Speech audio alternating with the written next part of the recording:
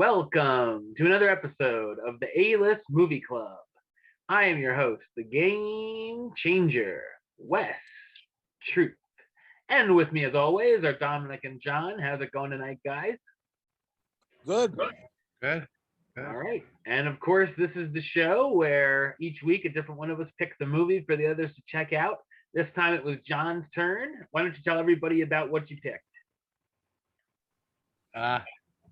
Well, I'll let you do the synopsis. You're better at that than I am. But I picked the 2021, I think it is, or the 2022 Netflix original, The Unforgivable. Unforgivable. Easy for me to say.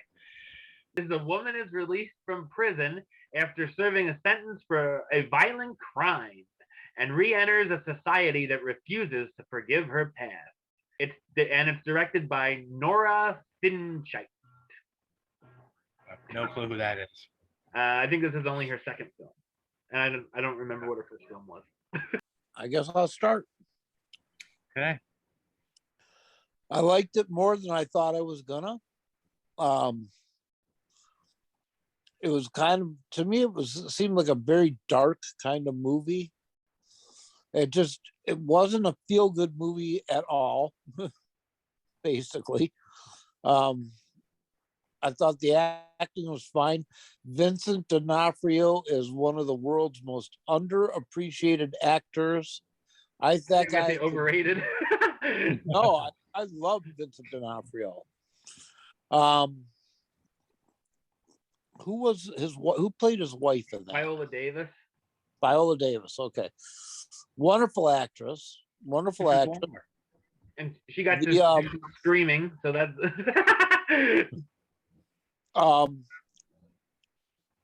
And then the dude from The Walking Dead, John Bernthal. He's in every movie. Yeah. The Punisher. The TV show. Play the Punisher. I liked it. I thought it was kind of a rough movie. I did predict the twist at the end. You know, I had that picked out about halfway through the movie. I think it was a decent movie, man. If you're sitting there one night thinking, hey, what's there to watch? I'd say, hey, give this a look, man. You might not like it, and I can see how people might not like it, but I enjoyed it. It entertained me. Yeah. Yeah, it's definitely not a feel-good, happy kind of movie. It's right. It's definitely heavy. Yeah, Sandra Bullock, I think she played that character well. Yes. I said that too, like, wow, I'm glad she's not like makeup, hair done, looking glamorous. Right. She looks like a regular girl who just got out of prison. She looks a little rough. Yeah. As she should. But she was excellent. Mm-hmm. Very good. It's heavy subject matter. It's a like you said, dark movie. We gotta start getting some light stuff around here. Oh, wait till you hear what I have picked for us. We're getting heavy. But yeah, it's I guess a drama. Yeah. Crime drama, I guess is what it is. I don't know. Thriller, maybe. I'm not sure how you describe it. For me personally, I wouldn't describe it as a thriller. Because it doesn't really have you on the edge of your seat. Because you kind of see what's going to happen. It kind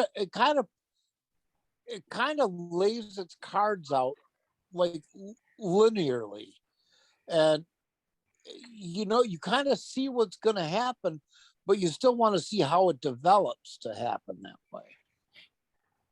Yeah, I kind of like the underlying, like, we send these people to prison to get rehabbed and get better. Mm-hmm. Learn from their mistakes, get sent back into society, hopefully better people. But if we could never forgive them for what they've done, like she couldn't get a job, she couldn't get, right. She couldn't get a normal life because of what she did, and that's happened to a lot of prisoners. Right, and look at how she came out of prison and what she had to live like in her living situation, her living quarters situation. Yeah, should I get a halfway house or something? Yeah, I mean, they handed her $40 when she got out of prison, and that was it. You know? Yeah.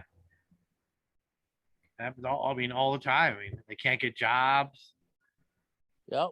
So, I mean, I'm not saying excuse what they did. I mean, no, not at all. The whole point of prison is to rehab these people. Yep. So, yeah, I thought it was very good. I wasn't bored. I was into it the whole way. I was the same way. Like, I wonder what's going to happen next. And Sandra Bullock's performance just pulled me in. I couldn't stop watching her. It's great. Right. Yeah. Wes? Well, 2 out of 3 of us enjoyed it. I wasn't that big on it, which is funny because usually we all kind of agree, but I don't know. A lot of stuff was pulling me out of it, funny enough. Like, right away, I'm like, okay, so this is her daughter. No, this is her younger sister, and Sandra Bullock looks 45 years old in the flashbacks with a 5-year-old little sister. I'm like, wait a minute. How old is she supposed to be?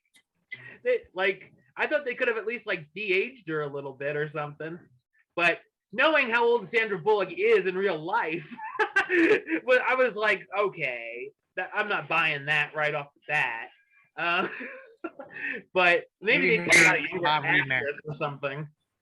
I just thought a lot of the story had a lot of coincidences, like her Vincent D'Onofrio living in her old house that she was stalking, and then he was like, oh yeah, why don't you come inside?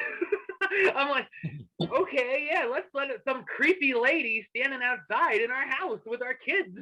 That seems like a great idea. And he happens to be a lawyer. He happens to be a lawyer, yep. And evidently, at work, we can beat up our fellow employees and not have to worry about getting in trouble. When that woman at the fish. Well, yeah, but they didn't show what happened to her. She might have gotten fired. They just went back to work. Like nothing happened. I just thought that was funny. I'm like, oh, interesting.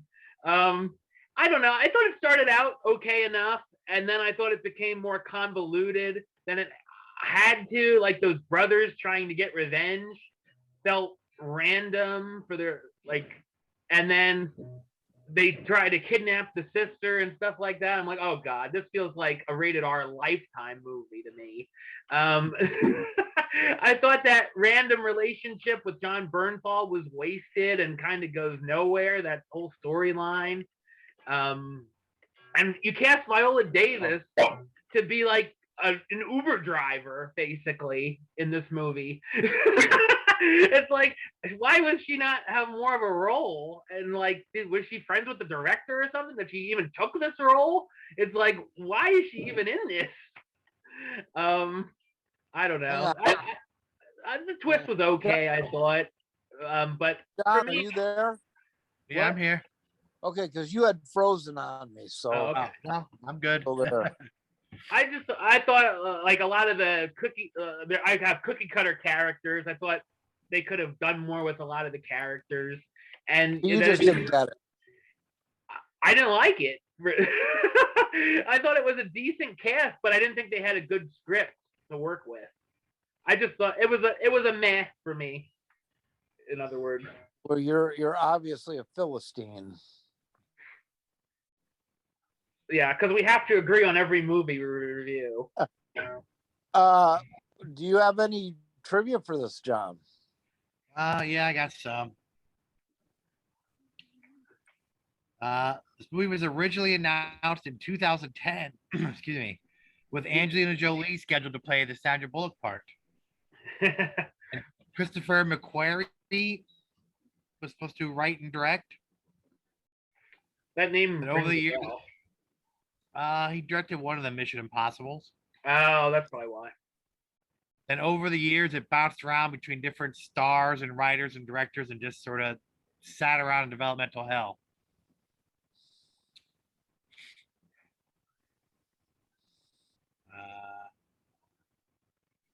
Was originally called Unforgiven. Gee, I wonder why they changed it. Yeah. The song that Katie plays at her recital is Everything in Its Right Place by Radiohead. Oh, God. I recognize No Scrubs. That was one of my favorite parts of the movie. In the state of Washington, children under the age of 8 could not be criminally prosecuted. So since the kid was 5, she wouldn't have had to go through all that. She could have been like, yeah, the 5-year-old did it. So there's no point. I wonder if Sandra Bullock got out of prison and went, seriously? Shit. That would have been an even more interesting twist to throw in.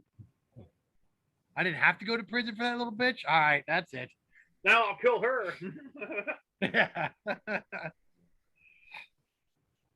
that's all I got. Not much. Okay. I guess let's rate this pig. I'll start it off. I enjoyed it. I liked this movie. I really did. I'm gonna give it. I'm waffling between a 7 and an 8. Actually, I think I'll probably give it a 7. Yeah, I enjoyed it as well. It's not something that you can watch over and over. Maybe 5 years from now I could watch it again, but it's not something I could, catch in the middle and be like, "Ooh, good, I want to watch it." Nah. But I still enjoy it. It's an 8 for me. Damn. All right. Well, apparently Wes watched a different movie. Sandra Bullock, there's your 2 guys right there, because you're getting a 4 from me. All right, so it's your pick now. Yep. So this is a movie that's on HBO Max right now. I don't know if you guys have seen this or not, but I've heard a lot about it the last few years, and I kind of want to watch it. It's, from what I understand, it's not a very happy movie. So it's Requiem for a Dream. Okay.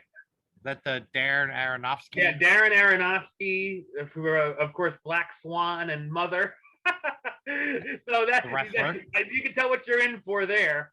And Jared Leto and Jennifer Connelly are in it. Okay. Interesting. I've heard of it, never seen it. So we'll be back next week with our thoughts on that. Until then, John, you want to talk about the podcast?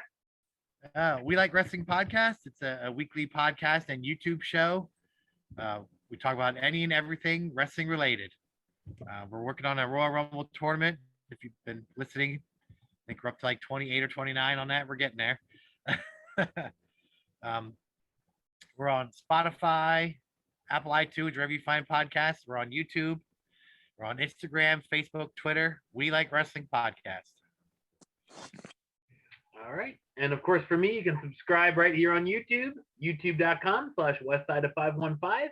Like the show on Facebook, facebook.com/WestTrueBaylist. And of course, you can follow me on the Twitter and the Instagram @WesAList. Until next time, truth